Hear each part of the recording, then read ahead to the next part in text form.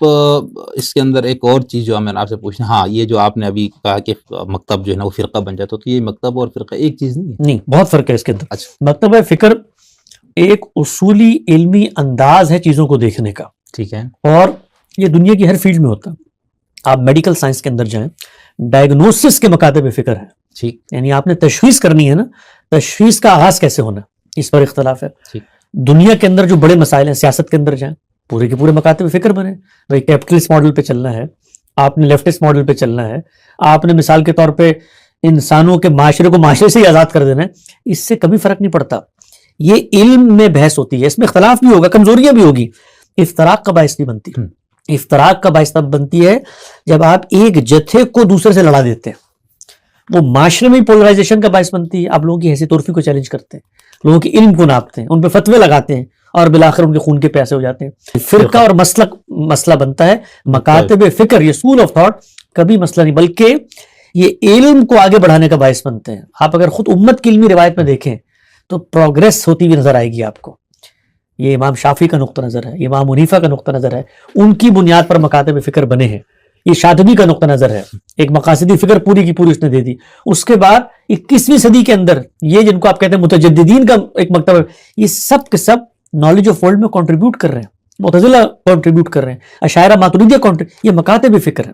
لیکن آپ یہ کہیں کہ ہمیں تو طاقت مل گئی ہے، اب اگر کسی نے قرآن مجید کو مخلوق نہیں کہا تو اس کی تو کمر پہ جو ہے وہ تازیانے برسیں گے ہم کوڑے کے. تو یہ چیز پھر آپ کو مسلک بنا دیتی ہے. آپ کہیں علمی آ رہا ہے، بھائی ہماری ایک رائے ہے، کسی کو اس سے اختلاف کا حق ہے تو وہ اختلاف کرتا رہے، کوئی مسئلے کی بات نہیں. صحیح. اب جیسے قرآن پاک میں ہم دیکھتے ہیں بہت ساری آیات جس میں تفرقہ کو بہت شدید منع کیا گیا. وَلَا تَكُونُ مِنَ الْمُشْرِكِينَ مِنَ الَّذِينَ فَرَّقُوا دِينَهُمْ وَاعْتَصَمُوا بِحَبْلِ اللَّهِ جَمِيعًا. بہت ساری مطلب اب ان سب آیات کو ہوتے ہوئے اب جو ہمارے ہاں مختلف فرقے بن گئے، اس تو اب ان فرقے والوں سے جب ہم اس طرح سے بات کرتے ہیں وہ کہتے ہیں فرقے تو ہے ہی نہیں، ہم تو مکاتب فکر ہے. تو وہ بھی تو سب اپنے بارے میں اب یہ کہنے لگے. اگر وہ یہ کہتے ہیں ہم مکاتب فکر ہیں تو پھر ان کو علمی رویہ اپنانا پڑے گا، دوسرے لوگوں کو اسپیس دینی پڑے گی. پھر وہ تقویۃ الایمان نہیں لکھ سکتے. پھر وہ یہ نہیں کہہ سکتے کہ مثال کے طور پہ رسالت محمد صلی اللہ علیہ وسلم کے بارے میں نے ایک منہاج عقیدت دریافت کر لیا ہے، اس منہاج عقیدت پہ اگر کوئی نہیں کھڑا ہوا تو وہ سب کے سب گستاخان رسول ہیں. پھر المحنت المفنت نہیں لکھنی پڑے گی. پھر اس کے بعد لوگوں کی جو حیثیت عرفی ہے، ان کے راسخ العقیدہ ہونے پر جو فتوے صادر نہیں کرنے پڑیں گے. اگر آپ کا یہ دعویٰ ہے مکاتب فکر ہے تو پھر علم کی اس اسپیس کو مانیں، اور آپ کہیں کہ یہ میری ایک منہاج کی اپروچ ہے جس سے میں اس نتیجے پہ پہنچا ہوں. آپ کی منہاج کی اپروچ دوسری، اس سے دوسرے نتیجے پہ پہنچ جائیں. تو ہمارے یہاں یہ نہیں ہوتا. آپ نے دیکھا ہے کبھی جو بریلوی دیوبندی مناظرے ہوتے ہیں، حدیثوں کے مناظرے ہوتے ہیں، وہ کوئی علم کی ڈسکشن ہوتی ہے نہیں، وہ فتح و شکست کی نفسیات ہوتی ہے. وہ اپنے بزرگوں کی الوہیت اور ان کا تفوق ثابت کرنے کی ایک مشق ہوتی ہے.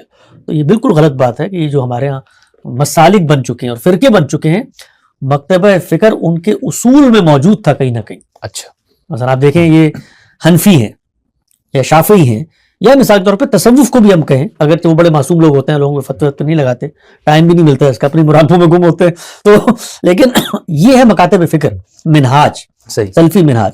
لیکن سلفی منہاج میں سے جب آپ نکالتے ہیں اہل حدیثوں کو جو زبان کی نوک پہ دوسروں کو فتوے دے رہے ہوتے ہیں، اور وہ کسی کی تقلید کو شرف النبوہ بنا دیتے ہیں، وہ تقلید والے کسی کی رسالت محمد صلی اللہ علیہ وسلم کی القابات استعمال نہ کریں، ان کو گستاخ رسول بنا دیتے ہیں. تو یہ چیز ہے جو تفرقے کا باعث بنتی ہے. صحیح. اچھا، اس میں جیسے معتزلہ کے بارے میں ہمارے یہاں تو کہا جاتا ہے نا بڑے ریشنلسٹ تھے فلانا، اور کچھ لوگ آپ لوگوں کا رشتہ بھی ان سے ملاتے ہیں، یہ میں نے پڑھا سنا دیکھا ہے کچھ معاملات میں.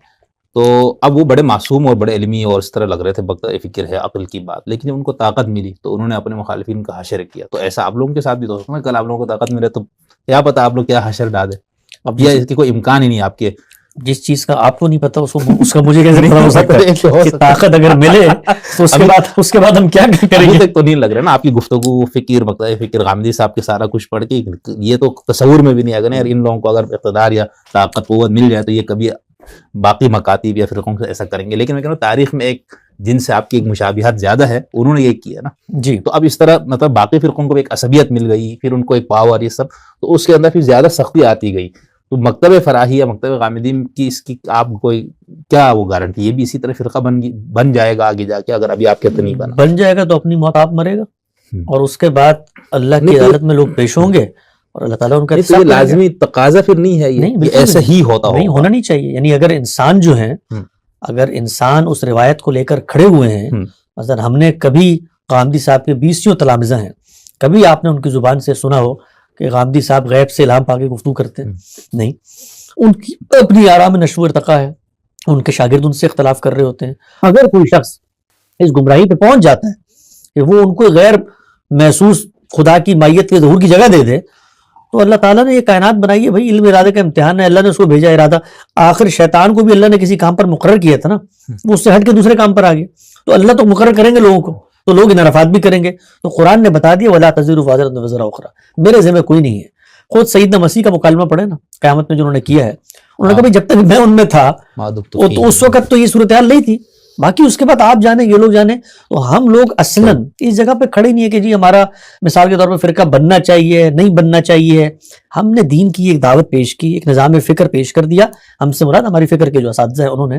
اس کے بعد یہ دنیا کے لیے کھلا ہوا ہے.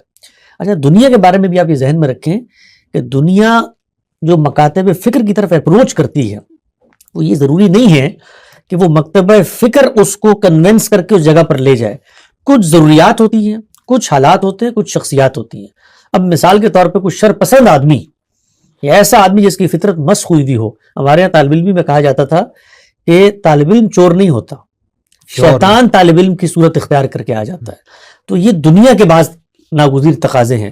تو ہر علم کی روایت کے اندر بعض کم ظرف لوگ شامل ہو جاتے ہیں، شیاطین بھی طاقت کرتے ہیں. اور شیاطین کی طاقت کا مقصد یہ ہوتا ہے کہ اگر یہ فکر دین کی ریلیونسی ثابت کر رہی ہے تو اس کو توڑو، اس سے بدزن کرو. اس میں پھر یہ بحثیں پیدا ہوتی ہیں، جانشین کی بحثیں، خلفاء کی بحثیں، متفق علیہ تشریح کی بحثیں. اس کے لیے ان کو مجبوری تقلید نافذ کرنی پڑی، کیونکہ تقلید کو نہیں لے کر آئیں گے تو لوگ سوچیں گے تو اختلاف پیدا ہوگا. یعنی اس کے بھی کچھ مفاسد ہوتے ہیں، اختلاف کے بھی مفاسد ہوتے ہیں، اس کو کم کرنے کے لیے تقلید پیدا کر. لیکن جب آپ تقلید پیدا کر دیتے ہیں اس کے اپنے مفاسد ہوتے ہیں. تو یہ سب چیزیں دنیا کی ایک حقیقت ہے. کل غامدی صاحب کو مکتبہ فکر بنے، فرقہ بنے، بنانے والے جانے، اللہ تعالیٰ قیامت میں ان کا احتساب کرے گا. ہمیں یہ بات سوچنی ہے کہ میرا آپ کا امتحان کہ آج ہم کہاں کھڑے ہوئے ہیں، ہم آج جہاں پر کھڑے ہوئے ہیں ہم اس کا جواب دینے کے مکلف ہیں. ٹھیک.